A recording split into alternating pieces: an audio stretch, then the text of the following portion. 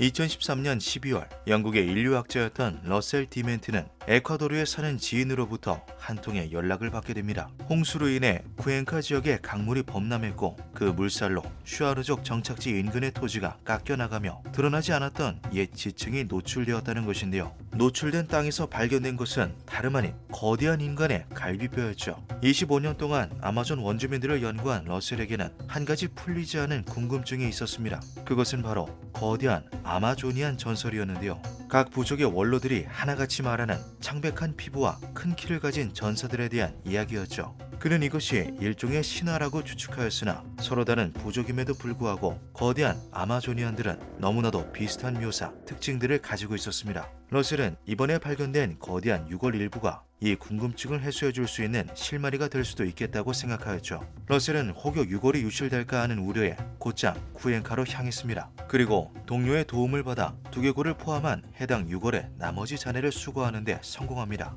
그는 곧장 조각들을 조립해 보았죠. 뼈의 주인은 60세 전후의 여성이었던 것으로 추정되었는데요. 놀라운 것은 그 신장이 무려 2m 20cm에 달했다는 것입니다. 현대는 약 600년 전으로 대략 15세기 정도에 살았던 슈아르 부족민인 것으로 추정되었죠. 탐사에서 복귀한 러셀은 수년 동안 함께 일했던 독일 프리에 대학교의 지원을 받아 총 4명의 연구원으로 구성된 소규모 원정팀을 꾸립니다. 이후 2달여간의 작업 준비를 더한 그는 다시 에콰도르로 향했죠. 러셀과 그의 팀은 쿠엔카의 슈아르족 정착지에서 6개월 동안 머물며 작업을 이어갔습니다. 그들은 총 3개의 완전하고 거대한 유골과 그 외 부분적인 골격 일부를 발견해냈는데요. 러셀은 거대한 유골들이 발견된 곳을 중점으로 해당 지역의 발굴 지도를 제작하였죠. 그리고 이들이 정착했을 것이라고 여겨지는 추가 후보지를 탐색하였습니다. 그들은 반경을 넓혀서 20마일 밖의 에콰도르 페루 국경지대까지 탐사 범위를 확대했고 동시대에 발생한 것으로 여겨지는 두 번째 정착지를 찾는 것에도 성공합니다.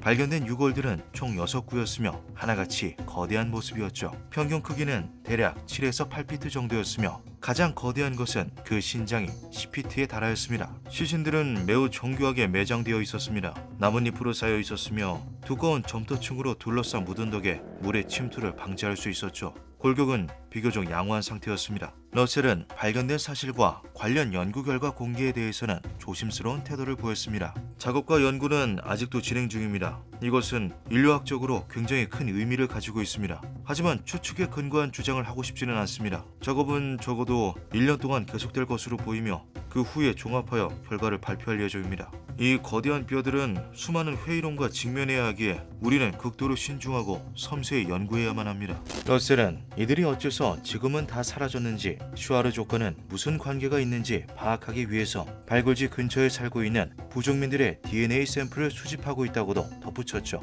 놀랍게도 인근 부족 사이에 전해져 내려오는 이야기들 중에는 이와 연관 지을 수 있는 전설이 몇 가지 존재합니다. 슈아르족의 전설 중에는 이위야라는 존재가 등장하는데요. 이것은 사람을 삼키는 악마를 뜻하며 거대하고 강한 힘을 가지고 있었다고 전해지죠. 쿠엔카에서 125마일 떨어진 과야쿠일 지역의 원주민 전설에도 남색 피부를 가진 거대한 종족이 나옵니다. 이들이 기록된 시점 또한 15세기로 동일한데요. 비슷한 시기에 에콰도르의 중세 문헌들에도 큰 키를 가진 고대 인디언 부족이 공통적으로 등장하죠. 이 전설과 기록들은 서로 어떤 연관점들을 가지고 있는 걸까요? 슈아르족 사이에서 내려오는 전설 중에는 쿠엔카 인근에 타요스 동굴을 만든 것이 거인이라는 이야기도 있습니다. 이전까지는 지역 설화나 민담이라고 여겼으나 실제 거대한 유해가 발견되고 난 이후부터는 수백 년 전 실제 거인들이 정착하여 생활하던 동굴이 아니었을까 하는 말들이 나오기도 했죠. 2013년 사이언스 채널의 미스터리 다큐 언익스플레인드 파일즈의 연구팀이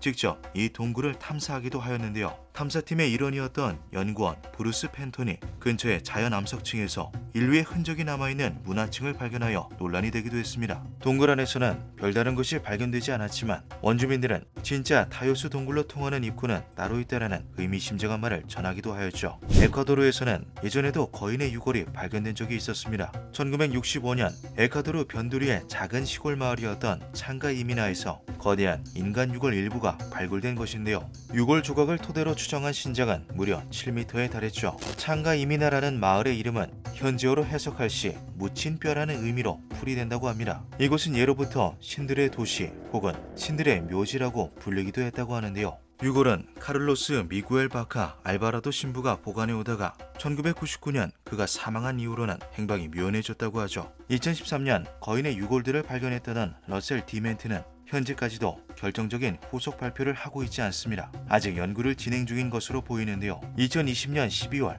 쿠엔카의 지역신문인 쿠엔카 하이라이프를 통해서 그간의 의혹들에 대한 약간의 답변만 더했을 뿐이죠. 발견된 6구의 해골들은 건강하고 균형 잡힌 인간의 몸이었습니다. 말단 비대증, 즉 거인증 사례에서 흔히 볼 수 있는 호르몬 이상 징후는 골격에서 관찰되지 않았습니다. 관절은 정상적이었고 추정되는 그들의 수명 역시 일반적인 말단 비대증 환자들보다 훨씬 길었습니다. 이들은 희귀질환, 기타 유전증 등을 앓았던 소수의 사람들이 아니었으며 종족 자체가 거대했던 거인족이었습니다. 과연 수백 년 전 아마존 열대우림에는 키가 큰 거인족들이 살았던 걸까요? 그렇다면 어째서 그들은 멸종해야만 했고 그 진실은 감춰줘야만 했던 걸까요? 미스터리는 현재까지도 밝혀지지 않고 있습니다. 기묘한 밤이었습니다.